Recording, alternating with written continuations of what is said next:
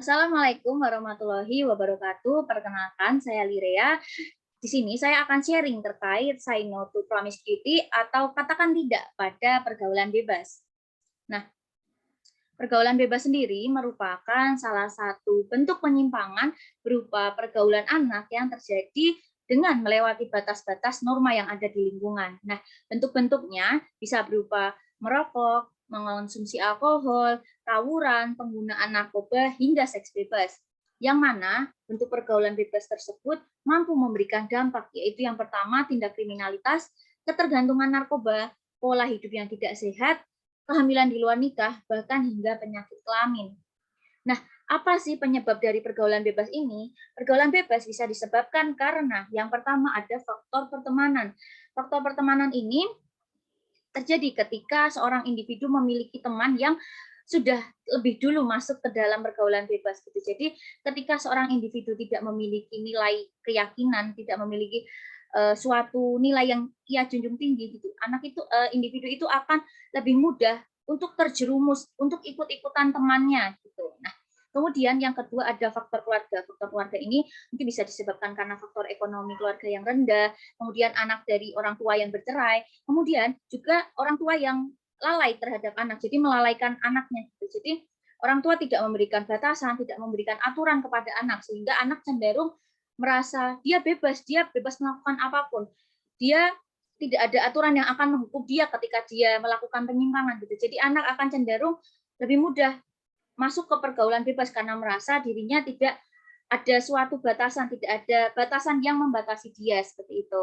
Kemudian yang ketiga ada faktor lingkungan. Nah, faktor lingkungan ini hampir sama seperti faktor pertemanan. Jadi ketika seorang individu tidak memiliki nilai keyakinan yang ia pegang teguh, individu ini akan lebih mudah gitu terjerumus ke dalam pergaulan bebas, terutama ketika dia tumbuh di lingkungan yang sudah banyak terjadi penyimpangan dan mungkin lingkungan yang mewajarkan suatu bentuk penyimpangan gitu. Jadi anak akan lebih mudah ikut, akan lebih mudah terjerumus juga seperti itu. Nah, pelaku utama dari pergaulan bebas ini yaitu remaja.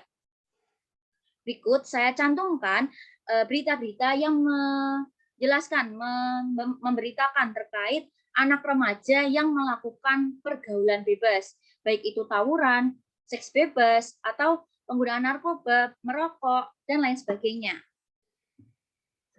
Nah, remaja khususnya late adolescence ini atau anak usia remaja akhir memiliki ciri. Yang pertama, mereka ini memiliki rasa identitas yang lebih kuat sehingga mereka itu mulai dapat mengidentifikasi nilai-nilai mereka sendiri. Jadi mereka bisa memunculkan nilai-nilai mereka sendiri sehingga mereka tahu, oh, aku ingin memegang teguh nilai yang mana, nilai yang apa seperti itu. Nah, kemudian peningkatan kemandirian dan stabilitas emosi sehingga anak sudah lebih bisa melakukan apapun dengan caranya sendiri dan sudah lebih mengerti dengan emosi yang ada di dalam dirinya seperti itu. Nah, kemudian yang ketiga ada peningkatan stabilitas dalam hubungan romantis dan juga persahabatan. Yang mana hal ini itu ditunjukkan dari banyaknya waktu yang dihabiskan oleh anak itu lebih banyak dengan pasangan atau teman-temannya dibandingkan menghabiskan waktu dengan keluarganya. Nah, kemudian yang terakhir ada memandang orang tua bukan sebagai figur otoritas, namun lebih sebagai teman. Sehingga orang tua perlu memperhatikan gaya pengasuhannya agar tetap dapat memberikan otoritas kepada anaknya, namun tidak terkesan ikut campur gitu. Jadi tidak mencampuri nilai yang dipegang anaknya gitu, tapi tetap memberikan nasihat, memberikan saran. Ketika mungkin nilai yang dipegang anaknya salah, itu tetap mengingatkan seperti itu. Nah, untuk mencegah pergaulan bebas sendiri, yang pertama individu atau anak ini bisa selektif dalam memilih teman. Jadi mungkin memilih teman yang baik dan tidak neko-neko seperti itu. Nah, kemudian ada berpendirian kokoh. Jadi memegang teguh nilai yang dia punya kayak gitu. Nah, kemudian ada mengingat orang tua. Jadi walaupun menganggap orang tua bukan sebagai figur otoritas lagi, tapi anak itu harus tetap mengingat orang tuanya gitu, tetap harus menghormati orang tuanya. Bagaimana perasaan orang tua ketika dirinya melakukan suatu hal penyimpangan, suatu hal tindak kriminalitas kayak gitu, agar mengingat orang tua ini tuh agar individu itu merasa bersalah ketika dia akan melakukan suatu penyimpangan tersebut. Kemudian bisa perbanyak kegiatan positif agar teralihkan. Jadi individu ini tidak cenderung melakukan kegiatan yang negatif, namun lebih ke kegiatan positif. Kemudian ada dekatkan diri dengan agama. Nah, kemudian upaya pencegahan yang dapat dilakukan oleh orang tua yaitu yang pertama, jalin komunikasi dua arah antara orang tua dan anak. Jadi bukan serta-merta hanya orang tua ke anak ataupun anak ke orang tua, namun kedua-duanya sama-sama berkomunikasi gitu. Jadi mungkin bisa mendiskusikan nilai-nilai yang harus dipegang gitu. Jadi orang tua itu tidak memaksakan otoritasnya kepada anak gitu, namun dia juga mendiskusikan bagaimana sih sebenarnya apa yang diinginkan anaknya gitu. Sehingga ketika sang anak menginginkan sesuatu gitu ya, menginginkan sesuatu, orang tua itu bisa tahu dan memberitahu apakah sesuatu yang diinginkan ini tuh baik atau tidak gitu ya. Ketika baik, orang tua boleh menyetujuinya, dan ketika hal yang diminta ini tidak baik, orang tua bisa memberikan pengertian pada anak mengapa hal ini dilarang dan tidak boleh seperti itu. Kemudian ada perkenalkan anak pada ajaran norma dan nilai agama seperti yang sudah saya jelaskan tadi.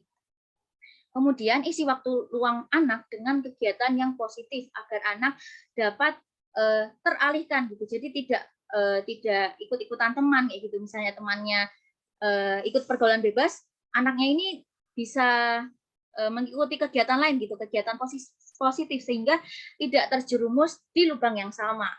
Kemudian jangan anggap anak remaja akhir ini tuh sebagai orang dewasa, karena bagaimanapun juga anak itu masih perlu bimbingan orang tuanya gitu. Jadi ketika anak salah, orang tua harus bilang kamu salah gitu. Jadi tidak serta merta oh dia sudah dewasa, berarti dia sudah bisa berpikir sendiri, dia bisa menentukan jalannya gitu tidak. Tapi orang tua tetap harus memberikan arahan kepada anak, karena mau bagaimanapun juga anak tetap perlu batasan, tetap perlu aturan dari orang tuanya agar anak ini tahu oh apa hal yang boleh saya lakukan, apa hal baik yang bisa saya lakukan, dan cenderung tidak melakukan hal yang buruk, hal yang tidak baik seperti itu.